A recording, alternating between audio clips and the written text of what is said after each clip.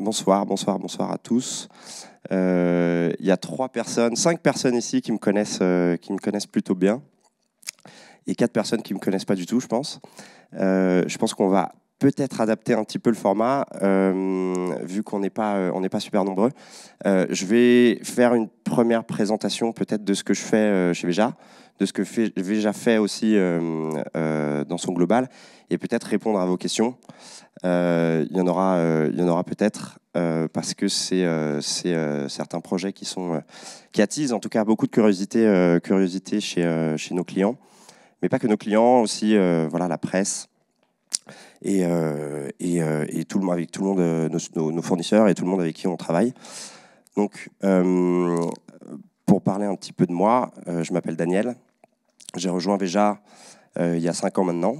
Je suis le plus ancien de chez Veja parmi les 3 qui sont là. Et en fait, j'ai rejoint Veja. Bonsoir. J'ai rejoint Veja pour amorcer la réflexion, ou plutôt pour continuer la réflexion sur comment étendre l'impact social et environnemental de la marque. Donc la marque, elle a été fondée en 2004. Les premières paires de chaussures ont été vendues en 2005. C'est les Galeries Lafayette, un des premiers clients de Veja, qui était distribué essentiellement à Paris au début, et rapidement l'engouement a pris.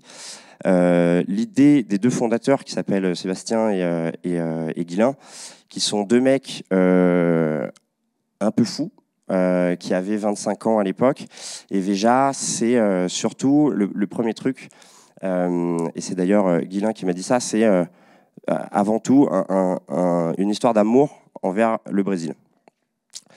Donc, c'est 2 mecs de 25 ans qui bossaient dans la finance, dans des audits de grandes entreprises, et qui se sont rendus compte qu'en fait, le chemin n'était pas forcément le leur, et qu'ils voulaient changer, trouver un petit peu plus de sens dans ce qu'ils faisaient, déjà en 2004. Aujourd'hui, peut-être ces questions-là sont un peu plus d'actualité. C'était peut-être pas forcément le cas début d'année 2000. Bien sûr, ce débat était quand même présent, hein, mais beaucoup moins qu'aujourd'hui. Et en fait, l'histoire commence donc au Brésil, où ils font un tour un petit peu du Brésil, accompagné par Tristan Lecomte, qui a, notamment par Tristan Lecomte, hein, il y avait plein de gens qui les ont accompagnés. Tristan Lecomte qui a fondé un pilier, on va dire, du commerce équitable dans le monde, et surtout en France, et qui leur montre un petit peu des manières d'acheter de la matière première un peu différentes que celles qui étaient communes dans le marché, quoi. Et donc ils vont en Amazonie. Je ne sais pas si vous êtes déjà allé en Amazonie, je vous le souhaite, avant que malheureusement une grande partie brûle. L'Amazonie est un lieu où c'est le seul lieu au monde en fait où il y a des arbres, donc des EVA, donc des arbres qui donnent du latex et avec lesquels on fait du caoutchouc, qui sont natifs. Donc c'est le seul endroit où il y a des arbres natifs d'EVA. L'histoire est complètement folle d'ailleurs. Je vous invite à vous renseigner là-dessus. En gros, c'est un Anglais qui était venu juste après la Seconde Guerre mondiale et qui a volé des graines d'EVA natives et qui allait planter en Asie du Sud-Est. Et maintenant, voilà, le caoutchouc naturel vient essentiellement d'Asie du Sud-Est. C'est une catastrophe écologique parce qu'on rase la forêt pour planter des EVA en monoculture intensive.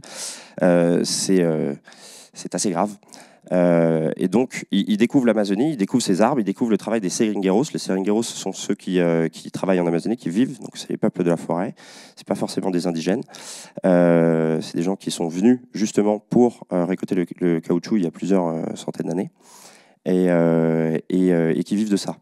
Et donc, il se rend compte que le caoutchouc a un prix qui est défini par un cours de marché, comme toute commodity, comme toute matière première. Et il se rend compte qu'en fait, on peut donner un premium, ce qu'on appelle un paiement sur service socio-environnemental, pour en fait que ces gens-là vivent mieux du caoutchouc et arrêtent de vivre du bétail. Parce que le bétail est la source principale de la déforestation de cette belle forêt. Et ils vont ensuite au nord-est du Brésil. Au nord-est du Brésil, il y a du coton. C'est un climat assez aride, assez sec, qui est très propice pour l'agriculture du coton. Même principe, c'est de l'agriculture familiale, donc à très petite échelle, et c'est un coton qui est poussé en agroécologie. Donc l'agroécologie, qu'est-ce que c'est? C'est aller en fait au-delà du bio.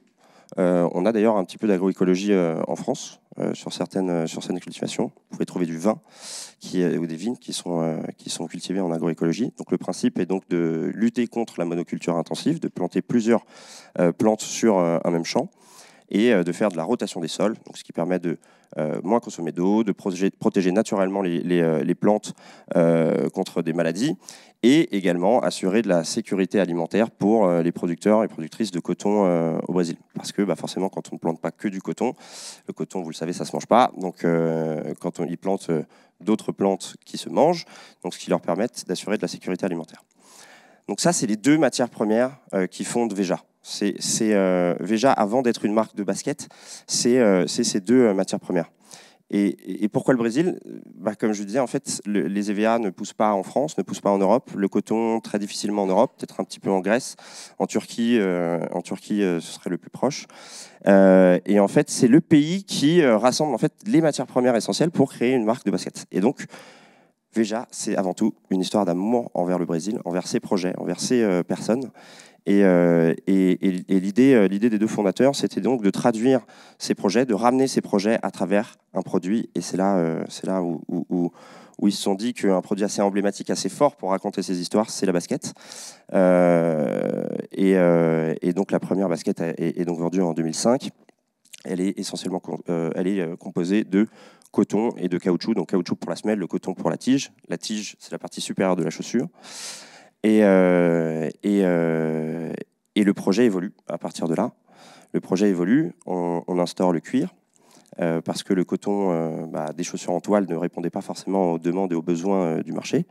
On consomme beaucoup de chaussures en cuir. Le cuir est c'est une des premières matières qui a été utilisée pour produire les premières chaussures dans le monde, parce que c'est une matière assez résistante et qui permet donc une bonne résilience de la chaussure. Donc parfait pour mettre au pied et marcher dans la rue.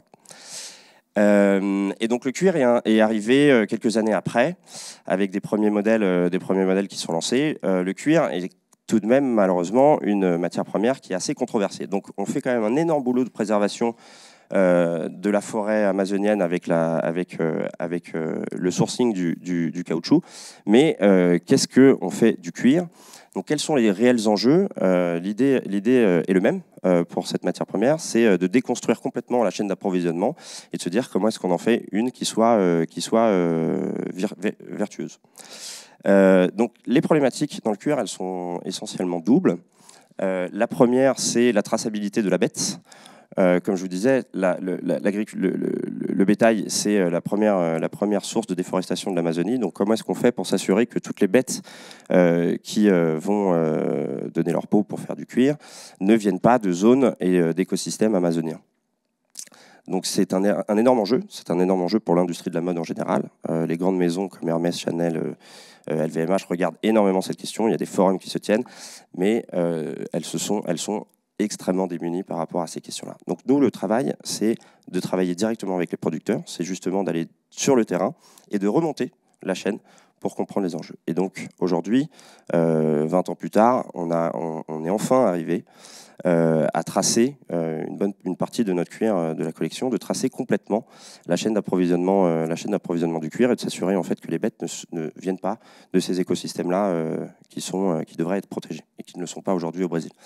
Vous l'avez vu en 2018, on a eu, je dis on parce que je suis brésilien, mais on a eu un malade mental au gouvernement et qui a largement empiré la situation.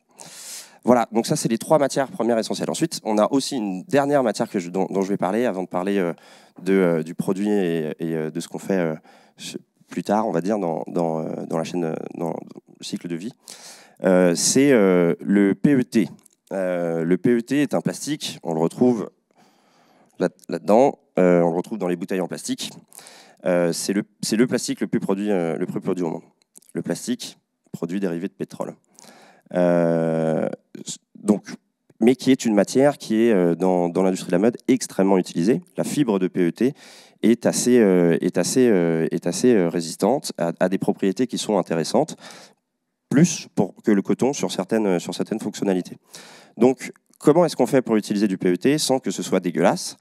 On recycle ça, on recycle des bouteilles, etc. Donc c'est une pratique assez utilisée dans le monde de la mode.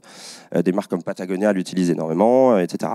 Le travail qu'on a fait, c'est exactement le même que le cuir, le coton et le caoutchouc.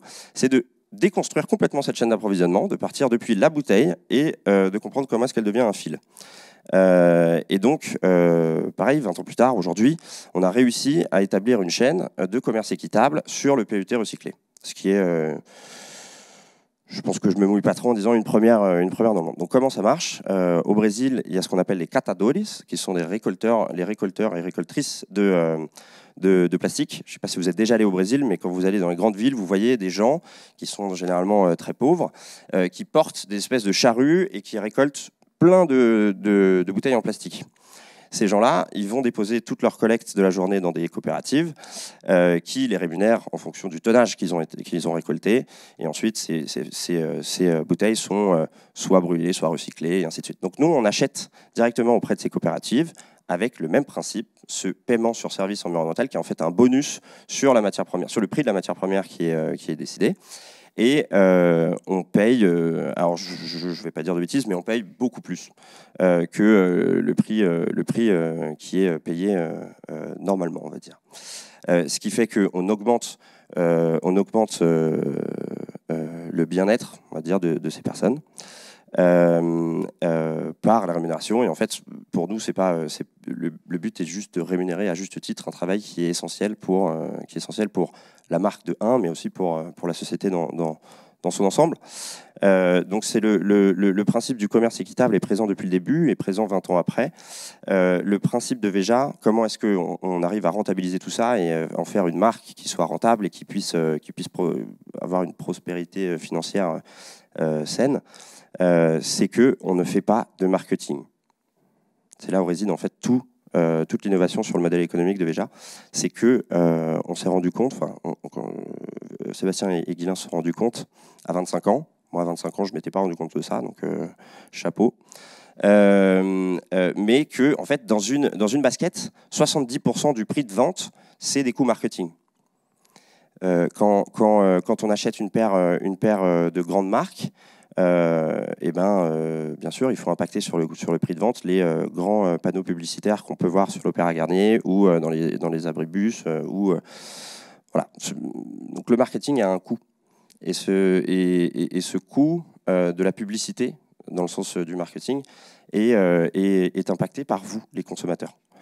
Et en fait, si on enlève ce coût marketing qui est énorme pour une entreprise, en fait, on peut investir, on peut réallouer le budget que peut générer une entreprise dans ce que nous on considère qui compte, qui sont donc les matières premières et les chaînes d'approvisionnement, et donc ceux et celles qui vont faire que tout cela soit possible.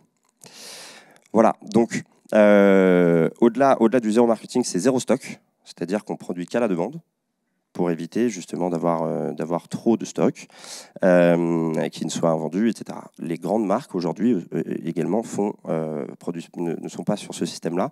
Ils produisent en stock, ils anticipent des demandes, ils font des forecasts sur combien on va vendre dans une saison, combien on va vendre dans une année, et produisent en conséquence. Sauf que c'est de la production en masse, et qu'il y a des énormes marques qui font une énorme partie de leur chiffre d'affaires sur des magasins outlet, etc. C'était pas le but. Le but, c'est, vu qu'on a une traçabilité complète depuis la graine de coton, l'EVA en Amazonie, la bouteille en plastique et la bête pour le cuir, on s'est dit qu'on ne produit qu'à la demande, parce que si on veut grandir, il faut qu'on s'assure que ces différentes chaînes d'approvisionnement soient assez saines et en capacité de produire assez de matières premières, qu'on ait assez de ressources aussi pour les accompagner et de grandir en fait avec eux et pas au détriment d'eux. Voilà, l'idée est assez cool, je trouve, mais des nouvelles problématiques apparaissent aujourd'hui. On est loin d'être parfait, on est loin de dire qu'on est parfait. Et une nouvelle problématique était qui surgit peut-être en 2017-2018, je dirais, là où Veja connaît une croissance énorme. Donc une croissance énorme veut dire production qui monte, le nombre de paires double tous les ans, le nombre de paires produites double tous les ans, les ventes augmentent, c'est la marque, on va dire, d'école. Et cette nouvelle problématique est sur un nouveau regard sur le cycle de vie du produit. On regarde beaucoup les matières premières et l'avant-naissance de la basket, mais qu'est-ce qui se passe de ce produit-là une fois qu'on l'a vendu, une fois qu'on a parlé du projet, une fois qu'on l'a porté? Ce produit est aussi un déchet. Donc il faut aussi qu'on élargisse un petit peu le spectre de ce projet, et c'est ce qu'on a fait, et donc c'est mon métier, de justement gérer tous les projets qui sont liés à la fin de vie de ce produit. Donc quand on commence à regarder ces thématiques, le premier mot qui nous vient, c'est le recyclage. Tout le monde veut parler de recyclage. C'est le saint Graal dans l'industrie de la mode. Si vous regardez un petit peu les communications de certaines marques, surtout dans le textile, et de plus en plus dans la chaussure, tout le monde dit qu'il recycle d'une certaine manière ou d'une autre, etc. Le recyclage, c'est le saint Graal. On est en 2018, 2019. Et donc, on décide de mettre la patte dedans. Et en fait, on se rend compte rapidement, en discutant avec des industriels qui recyclent certaines matières, certaines composantes de la basket, que en fait, la basket ne se recycle pas. Ne se recycle pas. Si vous regardez ma chaussure, rien que sur la tige, il y a 3 matières. Dans la semelle, il n'y a pas que du caoutchouc naturel. On arrive à utiliser du caoutchouc sauvage d'Amazonie à 40%. Donc c'est des formulations qu'on est obligé. Si vous faites une semelle à 100% de caoutchouc sauvage Amazonie, c'est un sabot. Bon, ça peut être un choix, mais je pense qu'on n'en vendrait pas beaucoup. Et donc c'est très difficile. C'est pas une bouteille en plastique, une bouteille en verre, une feuille de papier. C'est pas du monomatière, c'est du multimatière. Ce qui fait que l'enjeu est donc dans le désassemblage de la chaussure.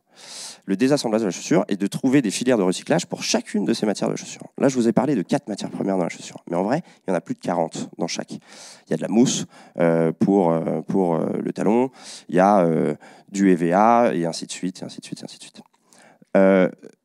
C'est pas recyclable. Donc, qu'est-ce qu'on fait? On les jette, on les brûle, on les enterre, on les met dans des décharges à ciel ouvert dans les pays en développement? Non, on les répare. On les répare. On répare des chaussures depuis plus de 100 ans. Le métier de cordonnerie existe, c'est un artisanat qui existe depuis extrêmement longtemps. Et on a perdu un petit peu cette habitude. Il y a eu une génération que je ne mentionnerai pas, car ce n'est pas la mienne, mais il y a eu une génération qui était la génération du jeté. Les 30 Glorieuses ont fait que les bébés qui sont nés suite aux 30 Glorieuses étaient dans ce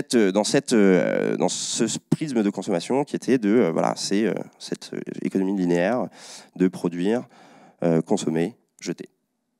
Et ce cycle continue. Donc la réparation de la chaussure a baissé. C'est aussi en partie, c'est pas que une histoire de génération, c'est un ensemble. L'industrie a changé. On est passé d'une industrie de la chaussure qui a complètement explosé avec l'arrivée de la basket. L'arrivée de la basket, on va dire que c'est un peu marqué par l'Air Force One de Nike dans les années 80. Avant, quand on allait à la Défense, bon, j'étais pas né mais dans les années 80, mais on allait à la Défense, on ne voyait pas une seule basket dans les pieds dans les années 60-70. À partir de 80-90, on commence à voir des baskets même dans les milieux où c'était pas du tout présent. Donc l'explosion de ce produit-là se fait à partir des années 80. Et qu'est-ce que ça implique pour les cordonniers et cordonnières de ce monde? C'est que ils savent pas faire. Ils savent pas faire. Il y a du PET, il y a du coton sur les tiges, il y a des nouvelles matières et donc cet artisanat a eu du mal à s'adapter à cette nouvelle réalité. Donc aujourd'hui, vous allez dans n'importe quelle cordonnerie de Paris, bon, sauf les nôtres, mais dans n'importe quelle cordonnerie de Paris, et vous ramenez une paire de baskets, 50% vous diront non. Non. Il y a 2 raisons pour lesquelles ils diront non. Soit ils savent pas faire, comme je vous ai dit, soit c'est beaucoup plus long. Et plus long pour un cordonnier ou une cordonnière, ça veut dire plus cher, moins rentable. Donc, comment on fait? Aujourd'hui, c'est 24 milliards de paires de chaussures produites par an dans le monde. En France, la moyenne, c'est 4 paires de chaussures par habitant par an. C'est de la surconsommation. Et donc, la question qu'on s'est posée, c'est est-ce que, en fait, la basket est un produit de fast fashion? Comment est-ce qu'on fait pour ralentir ce rythme de consommation effréné? Et c'est ça le mot d'ordre dans la réparation, c'est comment est-ce qu'on fait pour ralentir? Et ralentir, c'est cool aussi. C'est cool. Ça permet d'aimer quelque chose qu'on a peut-être un petit peu plus longtemps. Et donc, on est en 2019 encore. Moi, je fais le tour des cordonniers. Alors, je vous avoue, je ne viens pas vraiment de la basket, ni de la chaussure. La cordonnerie, j'en avais jamais entendu parler il y a 10 ans. Donc, je vais m'enseigner. Je fais le tour des cordonniers. C'est pour ça que je vous dis, la moitié me disait la basket, merci monsieur, mais la porte est là. Les cordonniers ne sont pas très accueillants. Certaines fois, ils sont assez rudes. C'est des artisans. Voilà. En fait, un client, c'est une interruption de leur temps de travail. Donc, ce n'est pas les meilleurs commerçants. Et c'est aussi peut-être une raison du déclin de cet artisanat, de ce savoir-faire. Et au-delà du fait que, voilà, peut-être aujourd'hui, les jeunes veulent peut-être faire plus des réseaux sociaux que travailler avec les mains. Et c'est vrai que voilà, c'est pas non plus le métier le plus attirant. Hein. On récupère des vieilles chaussures. Il y a des gens qui sont mauvais des pieds. Voilà. Donc, c'est pas le plus glamour. Mais c'est quand même important. C'est quand même très important. Et donc, on est en 2019. Je fais le tour des cordonneries, je me renseigne. On se rend compte qu'en fait, il y a des machines, il y a des matières, il y a des savoir-faire, à savoir, etc. On décide d'investir de temps. On a mis 1 an pour ouvrir la première cordonnerie en juin 2020 à Bordeaux, dans l'espace Darwin, qui est une ancienne caserne militaire achetée par un monsieur qui s'appelle Philippe Barre, qui est tout aussi... il porte bien son nom, parce qu'il est complètement barré.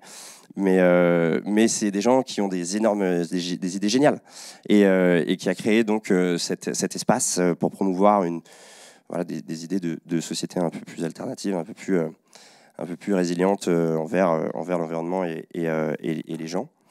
Et donc on ouvre, ça faisait énormément sens d'ouvrir cette boutique. C'est la 3e boutique, Ludo, je ne me trompe pas.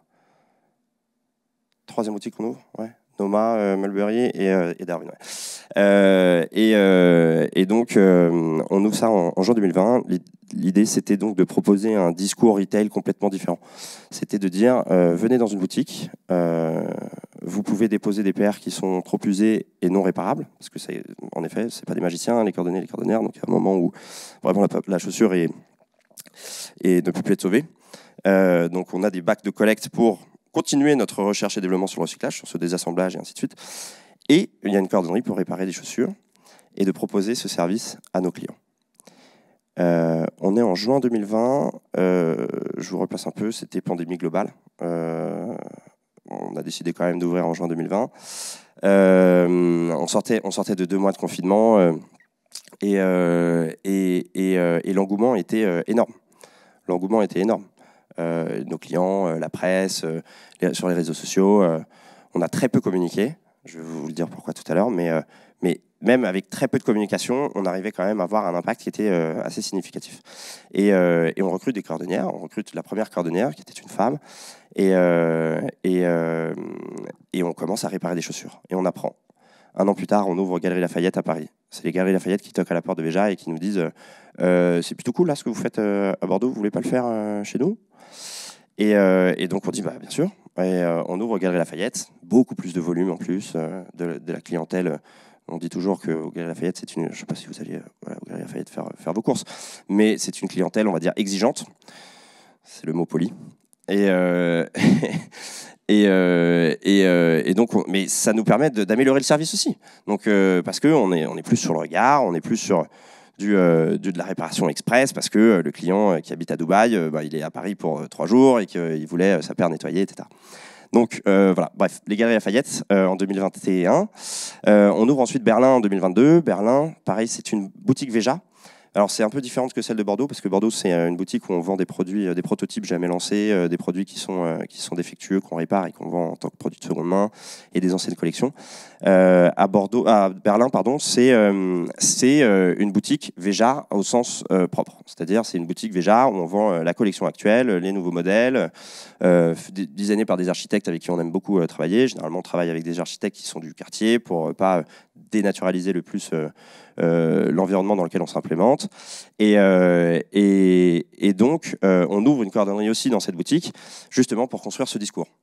Ce nouveau discours qui est, venez dans nos boutiques, regardez les matières et l'architecture qu'on a designé pour vous, écoutez la musique et les playlists que Ludo sélectionne très bien. Et ensuite, sachez, achetez une paire si vous voulez. Regardez la nouvelle collection, achetez une paire si vous voulez, sachez que vous pouvez toujours la réparer pour qu'elle reste en vie le plus longtemps possible. Voilà, et donc on est en 2022, on en a 3. On ouvre ensuite dans notre entrepôt logistique, on a fait une cordonnerie dans un container pour pouvoir la bouger, etc. Un entrepôt logistique, il y a une entreprise d'insertion, donc on commence aussi à faire de l'insertion sociale avec ces métiers, et j'en reviendrai tout à l'heure. Et ensuite on ouvre, voilà, Madrid, cette année on a ouvert aux États-Unis et à Londres. À chaque fois, c'est des boutiques avec des cordonneries Veja dedans. Et c'est ça le nouvel écosystème qu'on fait. La réparation prend cette ampleur où on veut rendre accessible le plus possible ce service et de le faire un peu de manière différente que font peut-être les cordonniers et cordonnières aujourd'hui, de rendre ce truc cool. Se rendre ce truc que toutes les générations se sentent aussi engagées. Et on voit, en fait, il y a beaucoup de personnes qui se disent mais je ne savais pas qu'une basket était réparable. Et en fait, aujourd'hui, avec la réparation, on arrive à augmenter donc la durabilité physique du produit. C'est le premier impact qu'on va chercher. Ouais, j'y viens. et le premier impact, c'est d'augmenter la durabilité physique du produit. Ce qui est génial, c'est que, en fait, alors les cordonniers vous diront toujours, je ne suis pas magicien, je ne peux pas tout faire. Moi, je pense qu'il y a un peu de magie dedans, parce que quand on augmente la durabilité physique, des fois, on l'augmente tellement qu'on va au-delà de son état d'origine. C'est-à-dire que quand la paire sort de la cordonnerie réparée, elle est plus costaud que quand vous l'achetez neuve. Par exemple, un glissoir, qu'est-ce que c'est? Personne ne sait. Hein. Un glissoir, c'est quand la doublure au niveau du talon, la doublure c'est la partie intérieure de la chaussure, se déchire. Ça arrive, pourquoi? Parce que quand on arrive à la maison, on arrive les chaussures sans défaire les lacets. Donc c'est une partie sollicitée, le talon et le frottement avec la matière de la doublure, ça se déchire.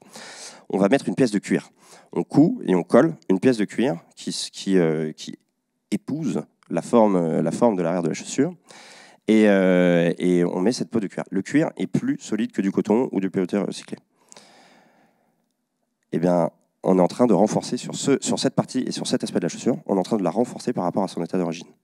Donc vous pouvez rentrer à la maison et enlever. Alors tous les cordonniers vous diront ne le faites pas parce que ça reste con de le faire, mais vous pouvez le faire avec un peu plus de tranquillité et sachant que ça va résister.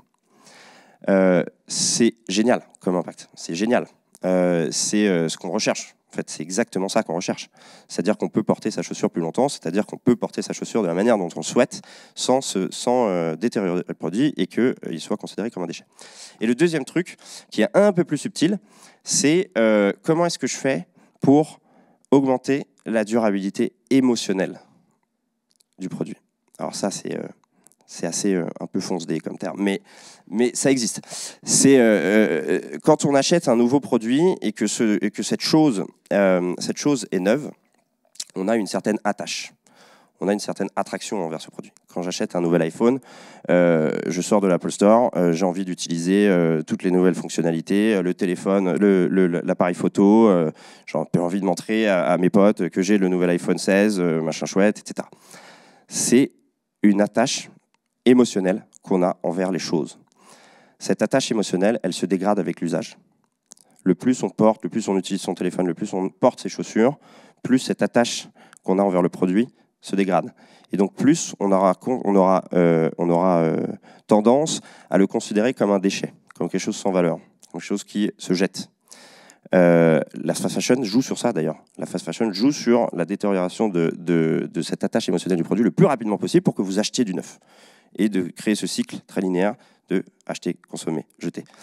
La tâche émotionnelle de ce produit-là, donc c'est ce qu'on va essayer de toucher avec la cordonnerie aussi, c'est tous ces services de réparation, de rénovation des matières, etc. Pardon, j'ai dit quoi? De réparation, de nettoyage, de rénovation des matières, etc. Donc ça peut paraître banal, hein. On peut nettoyer, peut-être vous nettoyer vos chaussures à la maison, etc. C'est ce qu'on essaie d'ailleurs de promouvoir à fond quand vous venez. Mais on fait aussi ce service de manière professionnelle, donc où on a des réels avant-après qui sont dingues. Et le but, c'est pas d'aller au-delà de l'état d'origine, c'est de justement s'en rapprocher le plus, pour que quand vous sortiez de la cordonnerie, la paire elle soit plus costaud, ok, mais que vous l'aimiez tout autant que si vous achetiez une paire neuve. Donc c'est ça les deux objectifs qu'on a, les deux objectifs de l'équipe de cordonnerie Veja aujourd'hui, c'est ça. C'est essayer de redonner de l'amour. C'est très foncé aussi, mais c'est un peu ça. Et voilà. Et donc, où est-ce qu'on en est aujourd'hui? Alors, je vais pas parler du General Store, mais c'est la première, c'est la boutique qu'on a ouverte en février aussi, cette année, à Paris, rue de Marseille, qui est la première boutique Veja qui est 100% dédiée à la réparation. Vous pouvez acheter des Veja, mais il y a juste un modèle, généralement des modèles cool qu'on aime bien pour mettre en avant quand même la marque et ce qu'on fait. Mais le but de cette boutique, c'est que quand vous rentriez, vous ralentissiez. Vous vous dites, en fait là, je consomme d'une manière un peu différente, je suis en train de faire quelque chose, c'est des fois même un acte un peu militantiste que de réparer. Même si c'est un acte où, en effet, on sort son portefeuille et on achète un service, etc. Mais on est en train de ralentir, de se dire peut-être que demain, j'achèterai pas quelque chose, je le réparerai et je le ferai durer. Peut-être que cette attache, elle s'augmentera et je l'aimerai tout autant que mon pote qui a acheté la nouvelle paire de je sais pas quoi. Et donc, le General Store, c'est un peu... le projet arrive à maturité. Donc c'est vraiment la symbolique de cette maturité. Et donc, cette boutique, vous rentrez, il y a une cordonnerie donc, devant. On a aussi de la vente. Tous les produits qu'on vend sont des produits qui sont liés à l'entretien, aux soins des choses. Et si ce n'est pas le cas, c'est des produits qui célèbrent l'artisanat. Des choses faites main, avec une production artisanale faite main. Et au fond de la boutique, vous trouverez aussi un atelier de retouche pour réparer aussi les vêtements. Parce que voilà, on avait aussi l'ambition de proposer des services de retouche sur le textile. On trouvait ça cool.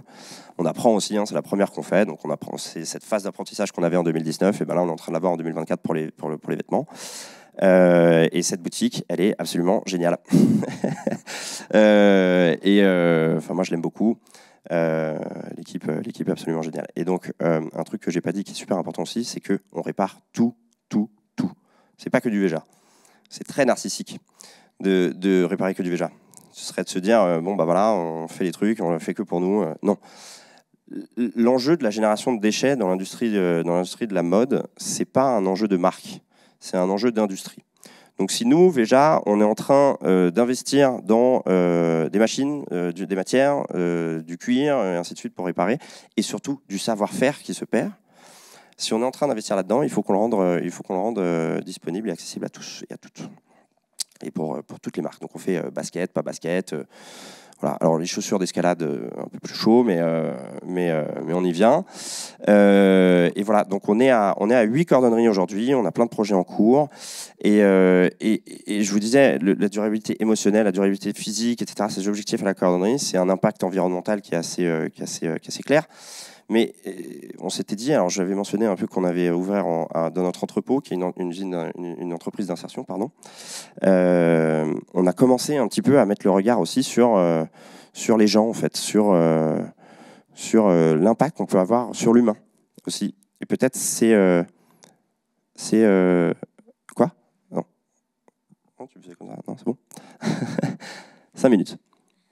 Et donc, du coup, on va peut-être faire les questions rapidement, mais juste le mot et le regard vers l'avenir qu'on a, c'est comment est-ce qu'on fait pour aller au-delà du produit et avoir un impact sur les gens. On a des histoires géniales à raconter sur des changements de parcours grâce à la cordonnerie, grâce à la réparation. C'est un métier qui est en déclin, et donc peut-être qu'on peut faire aussi quelque chose là-dessus. Voilà. pour ce qui est de ce projet qui est assez cool. Voilà. Est-ce que vous avez des questions? Vous avez 3 minutes. Ouais.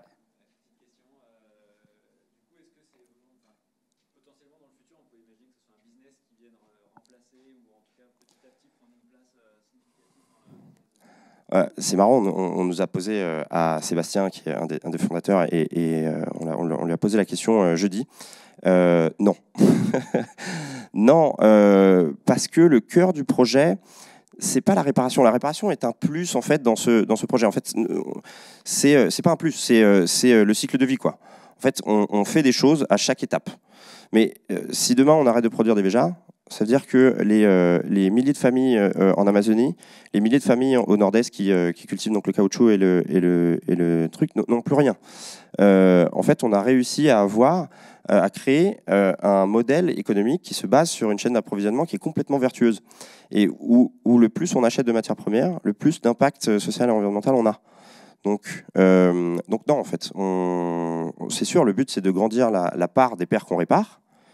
Je ne sais pas si ça aura vraiment un impact sur peut-être qu'on vendra moins, etc. On s'en fout, on fait ça parce que ça a du sens et on s'en fout de l'impact que ça peut avoir. Et surtout qu'on s'est rendu compte avec 4 ans de projet que quand un client vient réparer une paire de chaussures, que ce soit une Véja ou autre chose, et que le service est de qualité et qu'on arrive à atteindre ces 2 objectifs de durabilité émotionnelle et physique, bah, c'est un client qui est potentiellement plus convaincu par la marque et qui est ramené aussi par cette histoire. Et c'est un volet de l'histoire, parce que l'histoire, c'est les matières premières jusqu'à la réparation et au recyclage. Mais voilà, on voit plus ça comme ça, un truc où ouais, on reste quand même une marque, quoi. Donc, ouais. Ouais. Et du coup, ça veut dire que le ralentissement ne se fait pas au niveau de la production.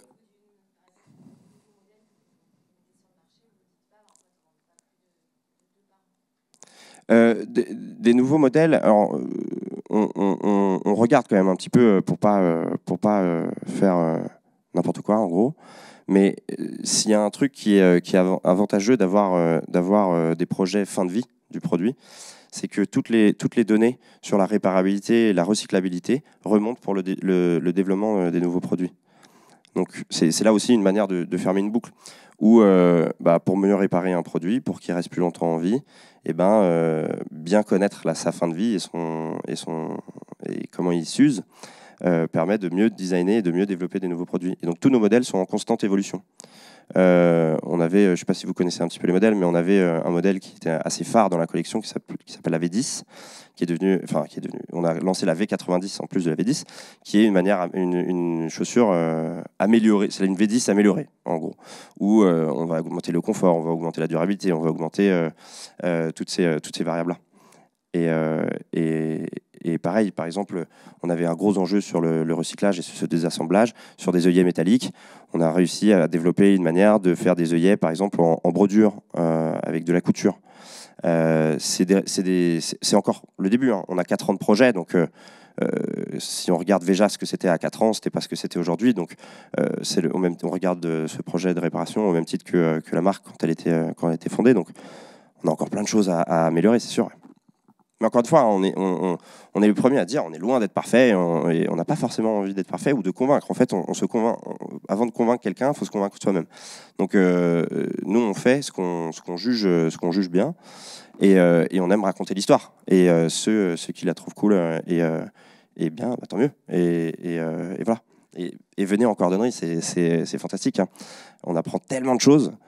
Moi, j'ai appris énormément sur les 5 dernières années. C'est complètement dingue, quoi. Voilà.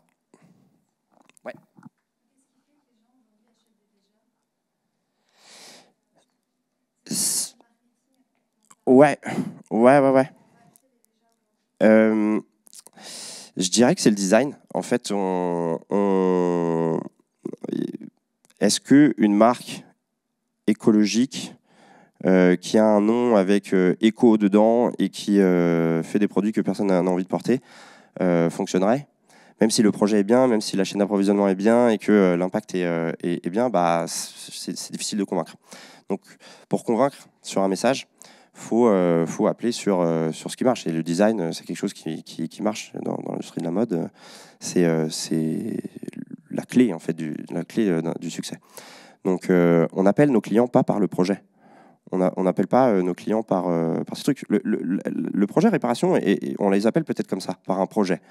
Ce qui est d'ailleurs génial, et c'est pour ça d'ailleurs qu'on se rend compte, quand on a ouvert le General Store en février, les retombées presse étaient complètement dingues, tout le monde parlait de ça, etc. Et je m'en souviens d'un screenshot qui m'avait été envoyé d'une conversation entre les deux fondateurs qui disait mais putain, c'est complètement dingue, on va jusqu'en Amazonie chercher du caoutchouc, on va jusqu'au nord-est pour chercher un coton agroécologique, et personne n'en parle. Par contre, quand on fait une cordonnerie à Paris, tout le monde en parle.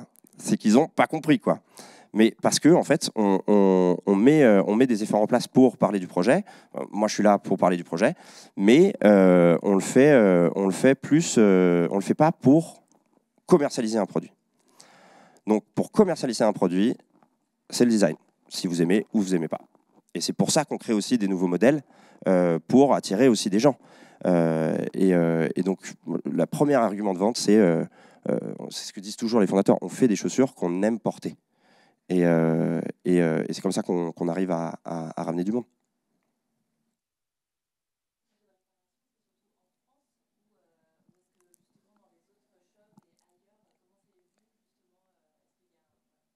Ouais, il y a des gros gaps culturels. Ah, bah voilà. Ça marche. Ouais, il y a des gros...